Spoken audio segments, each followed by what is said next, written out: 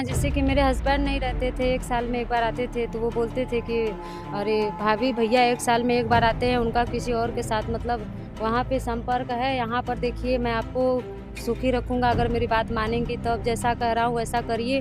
तो मैं बोली कि देखिए भाभी और देवर का रिश्ता एक पाक होता है, एक पवित्र होता है, एक माँ और बेटे की तरह होता है, लेकिन आप अगर ऐसा सोच रखते हैं तो आपको नरक में भी जगह नहीं मिलेगी। निगाह मेरे ऊपर बराबर बनाए रख रहे थे, तो मेरे ससुर जी उनको मेरे चैनल का नाम निस्सी डेली लाइफ है। प्लीज़ आप लोगों तक अगर ये मेरा वीडियो जा रहा है तो सपोर्ट कीजिएगा और अपना प्यार एक बार आप ध्यान से सुन लीजिए। और अगर आप लोग अभी भी अगर सपोर्ट नहीं करते हैं ना, तो सोशल मीडिया चलाने में आप लोग के लिए नालत है, मतलब एक तरह समझ लीजिए, छोड़ दीजिए। माइक लगाए हैं उस तरीके से मोबाइल उस वक्त ससुराल में लगाया जाता था कि जैसे पति है तो हम अपना सुख दुख कह सके कि हाँ यहाँ क्या दिक्कत है क्या दिक्कत नहीं, बात नहीं करने देते थे, कहते थे बस हालचाल करके हटाओ, टेंशन मत देना, नहीं वो घर चला है। 2020 तक इतना ज़्यादा टार्चर किए कि पूछो मत, कुछ भी न देना न पूछना न जांचना कि हाँ बच्चे मर रहे हैं कि जी रहे हैं, कि हम खा रहे हैं कि पी रहे हैं, कि हम कैसे हैं, कि इसके सहारे हैं, कैसे उनके घर वाले हमारे साथ व्यवहार कर रहे हैं, कुछ भी। खुद 2021 में फ़ोन किया, 21 में फ़ोन किया कि हम दूसरी शादी करनी है तुम भी कर लो।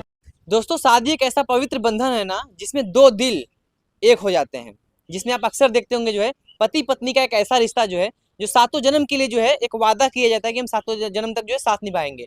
लेकिन जब उसी पति का जो है किसी दूसरे औरत के साथ जो है अगर अफेयर हो जाए, उससे शादी कर ले, वो पत्नी का कहाँ जाएगी, उस पत्नी का क्या हाल होगा।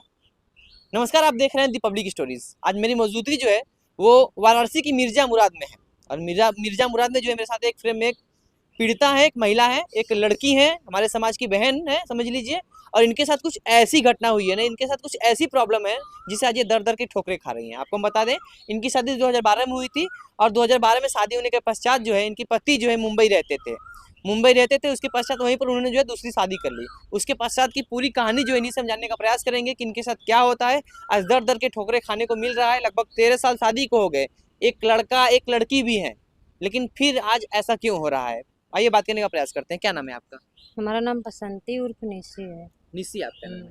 कहाँ की रहने वाली हैं आप? हम मिर्जा मुराद के रहने वाले हैं, वाराणसी जिले। वाराणसी जिले की। आप जैसा कि आपने हमको बताया था कि जो है आपकी शादी 2012 में हुई थी। 2012 में आपकी शादी कब हुई थी? 18 मई सन 2012 में हमारी शादी भदोही जिला के सिंगापुर ग्राम में औराई थाना में हुई थी। अच्छा। और हमारे पति का नाम कन्हैया लाल है और हमारा बसंती है। शादी के लगभग कितने समय बाद आपके साथ दिक्कतें शुरू होनी हो गई?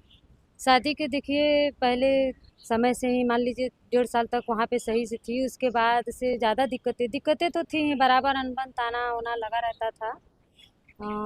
वहाँ पे बराबर मतलब कि दिक्कतें थी, लेकिन 2018 के बाद जब लड़की पैदा होती हैं उसके बाद कुछ ज़्यादा ही दिक्कत हो जाती है। शादी आपकी कैसे होती है, अरेंज मैरिज की लव मैरिज? मेरी शादी अरेंज मैरिज हुई है, हिंदू धर्म के रीति रिवाज के मुताबिक हुई है। मेरी शादी मेरे मम्मी पापा अपनी मर्जी से किए हैं और रिलेशन में ही मेरे जीजा के सग्गा मौसा के लड़का से हुआ है। अच्छा, आपकी फैमिली में है कौन कौन?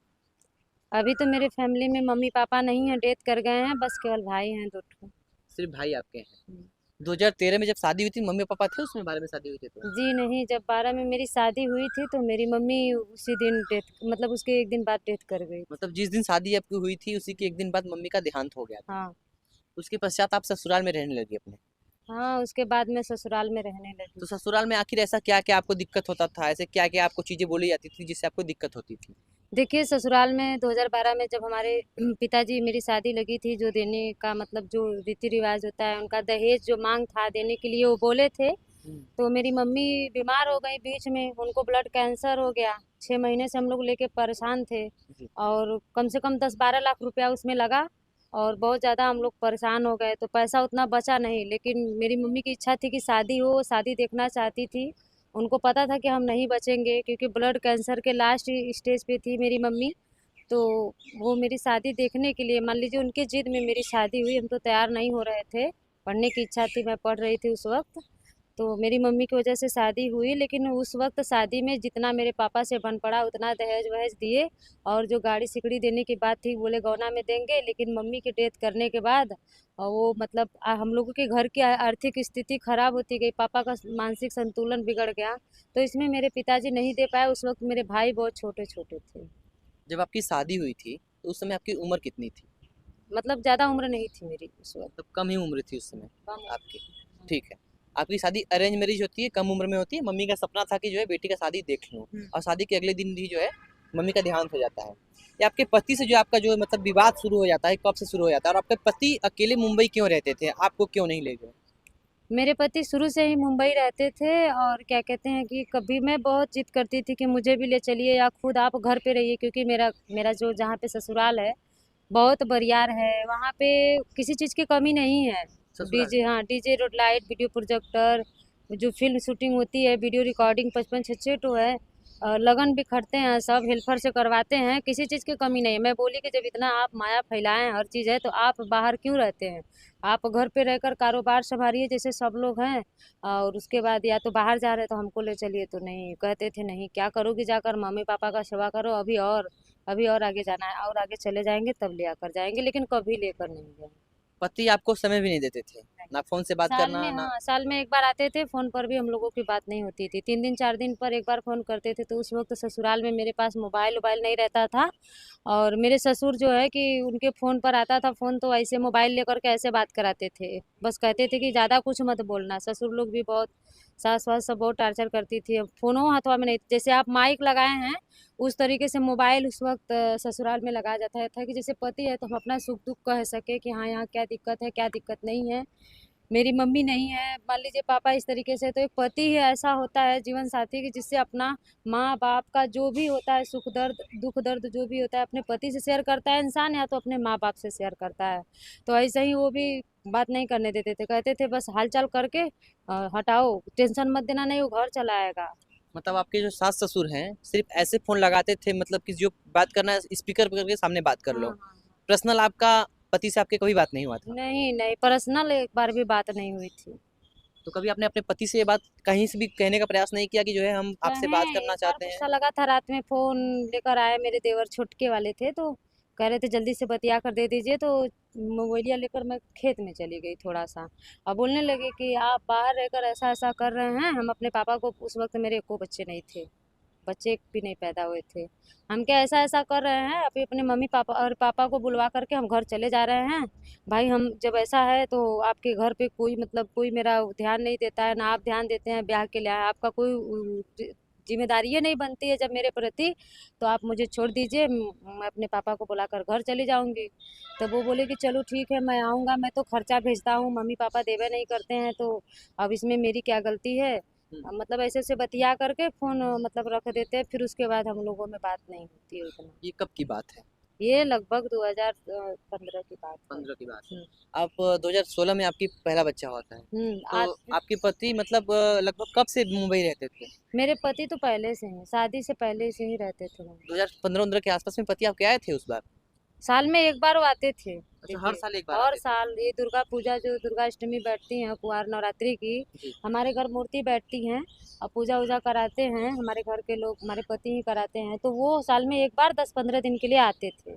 तो आपका जो पहला बच्चा हुआ था उसमें आपके पति मौजूद थे कि उस पति उस समय नहीं थे? नहीं, मेरा बच्चा जैसे कि मैं जब अथुआ थी तब पर भी थे, और उसके बाद मेरा बच्चा जब 7वां महीना लगा था तब वो आ गए थे। अच्छा, फिर 7वें महीने में आ गए थे? नवरात्रि के समय आए थे, तो मैं उस वक्त मतलब अथुआ थी, प्रेग्नेंट थी, प्रेग्नेंट थी आप? तो करवा चौथ तो व्रत रहती हूँ तो थी, तो वो रुक गए, मतलब दिक्कत हो रही थी मुझे, मेरा बच्चा बेड़े था, प्रॉब्लम हो रही थी, तो वो रुके हुए थे। अच्छा, एक बच्चा 16 में होता है, दूसरा बच्चा 18 में होता है, एक लड़का एक लड़की होती है आपकी।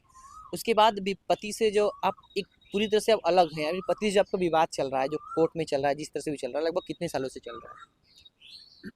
देखिए, जब 2018 के बाद मैटर और गड़बड़ाने लगा, मेरे बच्चे हैं, उनको डबल निमोनिया दोनों को था, ये बाहर जाने के बाद 1 को रुपया नहीं भेजते थे, पैसा कौड़ी एकदम नहीं भेजते थे। तो 2019 में मेरे पिताजी ने, मैं घर चली आई तो मेरा खोज खबर नहीं ले रहे थे, 2019 में मेरे पिताजी ने एक एफआईआर दर्ज कराया यहाँ मिर्जामुरा थाने में, ये फ़ोन भी नहीं कर रहे थे, फ़ोन भी नहीं रिसीव कर रहे थे।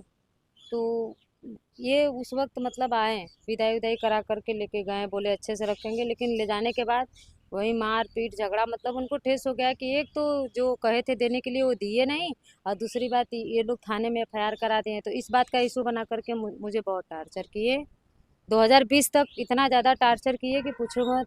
कुछ भी न देना, न पूछना, न जांचना कि हाँ बच्चे मर रहे हैं कि जी रहे हैं, कि हम खा रहे हैं कि पी रहे हैं, कि हम कैसे हैं, किसके सहारे हैं, कैसे उनके घर वाले हमारे साथ व्यवहार कर रहे हैं, कुछ भी नहीं। अभी आप कहाँ रहती हैं? अभी अपने मायके रहते हैं, तो 2020 के बाद वो मतलब कि मेरे पिताजी मुझे ले गए। मैं बोल दी कि मैं मर जाऊंगी, अब यहाँ पे बच्चों को मैं कैसे क्या क्या करूँ, तो मेरे पिताजी 2020 में लेकर आए।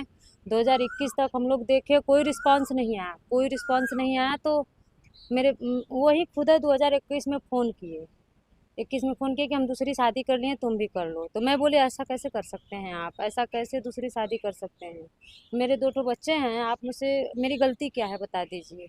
तो कह रहे हैं कि गलती न गलती कुछ भी नहीं है, तुम अपना दूसरा देख लो, मैं अपना कर लिया हूँ। तब मतलब मुंबई में ही दूसरा शादी कर लिए थे? ऐसे मुझसे बोले थे, लेकिन हम नहीं जानते वहाँ किए हैं। पता चला है कि औराई जो कोर्ट थाना कोर्ट मैरिज है वहाँ पे किए हैं, औराई के कोर्ट में किए, भदोही वाला हो रहा भदोही वाले में। हाँ। है। अच्छा, मतलब एक शादीशुदा आदमी, मतलब आप समझिए इस चीज को ऐसे कि एक शादीशुदा आदमी जिसकी इनसे शादी हुई रहती है, बिना डिवोर्स के, बिना अलग हुए दूसरी शादी करने का परमिशन इनको कौन देता है? जबकि आपको बहुत अच्छे से नियम पता होगा कि पहली पत्नी रहते जो है कोई भी दूसरा पुरुष जो है दूसरी शादी नहीं कर सकता है, लेकिन उन्होंने दूसरी शादी कर ली। कंफर्मेशन मिल गया इसका, दूसरी शादी हो गई है? हाँ, वो खुद कोर्ट में कबूल किए हैं कि मेरी शादी, मैंने शादी कर लिया है। अब ये भी मतलब हम मुझे गलत ठहरा रहे हैं कि मैंने खुद शादी किया है। तो मैं पूछती हूँ कि जब मैं शादी की हूँ, वो मुझे 2014 का दिखा रहे हैं कि मैं कोर्ट में दूसरे से शादी की हूँ। आपका ठीक है, हाँ, वो फर्जी कुछ के ऐसे? फर्जी फर्जी दिखा रहे हैं। हाँ। जबकि आज भी चलें, जिस जगह पे मेरे दोनों बच्चों का डिलीवरी हुआ है, मेरा जो है कि सीजर से दोनों बच्चे हुए हैं ऑपरेशन और से? ऑपरेशन से हुए हैं, मैं उस जगह पे इनको प्रूफ देने के लिए तैयार हुई, साथ चले तब। और फर्जी दिखा रहे हैं। अगर मैं किसी और से शादी की 2014 में, तब वो तो 2 साल, मान लीजिए आपके कहे के अनुसार 2 साल आपके साथ थी ना, तो आप मुझे मेरा खोज खबर क्यों नहीं लिया, आप मुझे डाइवोर्स क्यों नहीं दिए? जैसे एक पति होता है, शादी जब बंधन में समाज के साथ, अब ये तो है नहीं कि हम लोग लव मैरिज किए हैं अपने से, तुम चाहे कुछ भी करो, हम चाहे कुछ भी करें, घर वाले कोई रिस्पॉन्स नहीं बनता है, कोई अथवा नहीं बनता है। लेकिन हमारे लोगों की समाज से शादी, मेरे शादी का कैसेट है, फोटो है, हर चीज़ है। तो आपको फर्ज बनता है कि हम गलत हैं तो आप हमको डाइवोर्स देकर तब अपनी शादी करें। बिल्कुल। बगैर डाइवोर्स का आप शादी कैसे किए? मतलब बताते हैं कि 14 में शादी मतलब इन्होंने कर लिया था, उसके बाद कई साल बाद जो है बोल रहे हैं कि जो है उसने शादी किया कोर्ट है। में दिखा रहे हैं कि केवल मेरे साथ 5 दिन रही है। बताइए, अगर कोई भी औरत होगी, हम्म। अब 5 दिन आपके साथ रहेगी, अब बकिया आज 13 साल को हो गया, मतलब कि मेरे बच्चे 7 साल के हो गए, लड़की 6 साल की हो गई, लड़की 6 साल की लड़की 7 साल का लड़का हो गया। हाँ, तो हम दूसरे से किए तो दूसरे के ऊपर अधिकार दिखाएंगे कि मैं आपके ऊपर क्यों अधिकार दिखाऊं? बिल्कुल। आपके साथ अगर मैं 5 दिन रही हूँ, मेरी बातें साथियों अगर आप लोगों तक जा रही है, तो आप लोग मेरी बातों पर गौर कीजिएगा, क्या सही है क्या गलत है, कमेंट बॉक्स में आप लोग बताइएगा। मैं पूछना चाहती हूँ कि अगर मैं गलत हूँ तो आदमी और औरत के लिए, दोनों के लिए नियम बना है। आदमी गलत है तो औरत एक्शन लेती है। जैसे कि आप मेरे निगाह में गलत हुए तो मैंने पहले एक्शन लिया। अगर मैं गलत थी तो आप एक्शन क्यों नहीं लिए? 2014 में मोदी सरकार आ गई थी, उस वक्त भी कड़ाई चल रही थी बहुत। अच्छा, ये नहीं कि लापरवाही थी। आप मेरे ऊपर एफआईआर करके मुझसे डाइवोर्स लेकर के तब शादी किए होते। अभी आप क्या करती हैं? अभी हम यूट्यूब पर हैं। अच्छा, आप भी यूट्यूब पर हाँ, हैं? मैं एक यूट्यूबर हूँ, छोटा मोटा जो है कि अपना चैनल बनाकर अपने बच्चों का भविष्य जो है कि उसी से जो है कि रोजी रोटी चलाती हूँ।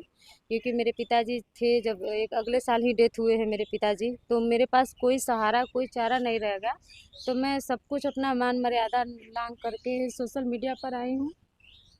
कोई बात नहीं, रोइए मत। हमारी जो ऑडियंस है आपको बिल्कुल सपोर्ट करेगी। क्या नाम से आपका यूट्यूब चैनल है? रोइए मत, क्योंकि जो है रोने का इस समय नहीं है, इसमें लड़ने का समय है सबसे आपको, ठीक है? आपके चैनल का नाम क्या है, बता दीजिए हमको। मेरे चैनल का नाम निशी डेली लाइव है। और नीसी मैं, डेली लाइफ? हाँ, निशी डेली लाइव है, और मैं बनारस की धरती से हूँ।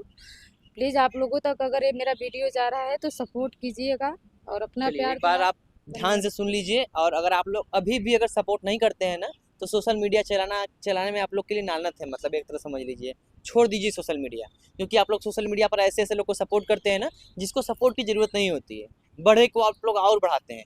तो इनके चैनल का नाम है निसी डेली लाइफ ना, निसी डेली लाइफ, जिसका मैं डिस्क्रिप्शन में लिंक दूंगा, या फिर स्क्रीनशॉट आपके स्क्रीन पर चल रहा होगा। इस स्क्रीनशॉट को जो है आप लोग देखिए, यूट्यूब पर जाके सर्च कीजिए, वरना थोड़ा सा प्रयास कर सकते हैं तो डिस्क्रिप्शन में जाइए, इनके चैनल का लिंक दिया होगा। इनके चैनल के लिंक के आगे जो है, पीछे आगे जो है इनके चैनल का नाम लिखा होगा, और वहाँ से आप क्लिक करके इनके चैनल को ज्वाइन कीजिए, सब्सक्राइब कीजिए, और डेली बेसिस पे इनके वीडियो को देखिए आप। क्योंकि इनके पास 2 बच्चे हैं, इनका पति इनके साथ नहीं दे रहा है। और इनका पति दूसरा शादी भी कर लिया है। अब कोर्ट में दोनों की बात चल रही है और इनके कहे अनुसार जो है पति जो है प्रयास की कर रहा है कि जो इनको गलत साबित कर दे, और हर प्रयास वो कर रहे हैं। 2024-14 की जो है फेक शादी इनका दिखा के जो है जो कि ये बता रही है, ऐसा हम नहीं कह रहे हैं, इनके बताया के अनुसार जो है। तो आप लोग का हक बनता है कि जो है कम से कम ऐसे लोगों को, अगर आप लोग वीडियो हमारे चैनल से देखते हैं तो ऐसे लोगों को सपोर्ट करें। स्क्रीन पर फिर से आपके चल रहा होगा जो है इनके चैनल का स्क्रीनशॉट, डिस्क्रिप्शन में लिंक मिलेगा, जाइए सपोर्ट कीजिए।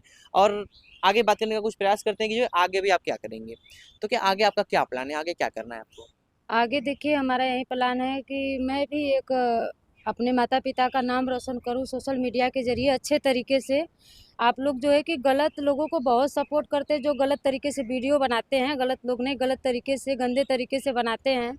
तो मैं ये कहना चाहती हूँ कि मैं बिल्कुल असहाय और बेसहारा हूँ। प्लीज़ मेरा सपोर्ट कीजिए, और सोशल मीडिया के माध्यम से मैं बहुत आगे जाना चाहती हूँ, नाम कमाना चाहती हूँ, और आप सबका प्यार दुलार पाना चाहती हूँ। उसी के ज़रिए अपने बच्चे का भरण पोषण जो अपना है वो सब करना चाहती हूँ। ये सब तभी होगा जब आप सबका सपोर्ट मिलेगा। अब ये वीडियो जब सोशल मीडिया पर पोस्ट करूंगा मैं ना, तो तमाम लोगों के कमेंट आएंगे कि ये नाटक कर रही है, मतलब व्यूअरशिप पाने के लिए, चैनल पे सब्सक्राइब करवाने के लिए, मतलब वायरल होने के लिए जो है ये सब नौटंकी कर रही है और अपना चैनल का सपोर्ट करवा रही है। उसको क्या जवाब देंगे आप? ऐसा कुछ भी नहीं। अगर ऐसा है तो जो कोर्ट के कागज़ हैं, मैं भैया जी को चैनल न्यूज़ पर अपना शेयर कर दूंगी इनके उस पे। आप लोग उस कोर्ट के कागज़ में देख सकते हैं। कोई झूठा कोर्ट का जज का जो है सिग्नेचर मोहर होता है, वो कोई झूठा थोड़ी ना लगाएगा। तो वो सब आपके पास कापी हम रिसीव करा देंगे, आप सब देख सकते हैं उसमें। चलिए, बाकी आप लोग समझदार हैं और आप लोग जानते हैं कि कैसे लोग को सपोर्ट करना है, कैसे लोग को सपोर्ट नहीं करना है। आप देख रहे हैं दी पब्लिक स्टोरीज। नहीं और तो आपने जो अगर जी जैसे भैया जी, जी अगर जैसे कि आप लोग चला रहे हैं, जैसे कोर्ट का जानकारी रखते हैं, तो 2022/25 जाकर सर्च कर लीजिएगा। ये बसंती बनाम कन्हैया से खुद ही पूरा हिस्ट्री निकल जाएगी अच्छा, मेरी। आपका पूरा डिटेल निकल जाएगा। हाँ। चलिए, तो ये अगर आप लोगों को प्रूफ चाहिए तो सर्च कर लीजिए। बाकी जो है इनका जो बयान है, अगर ये पूरी तरह सत्य है तो भाई इनको इंसाफ मिलना चाहिए कोर्ट से भी। अगर कोर्ट से इंसाफ नहीं मिलता है तो एक बेटी के साथ, एक समाज की लड़की के साथ, एक बहन के साथ जो है कह दीजिए तो अन्याय होगा। और अन्याय अगर हमारे समाज में आज भी अगर हो रहा है, इस सरकार में हो रहा है, तो सब कहीं ना कहीं जो है इसमें पूरी तरह से सिस्टम जो है करप्ट है। बाकी इस वीडियो को शेयर कीजिए। मिलेंगे नेक्स्ट वीडियो में, तब तक के लिए हमको दीजिए इजाजत। धन्यवाद, शुक्रिया। और इनके चैनल को सपोर्ट करना बिल्कुल नहीं भूलिएगा।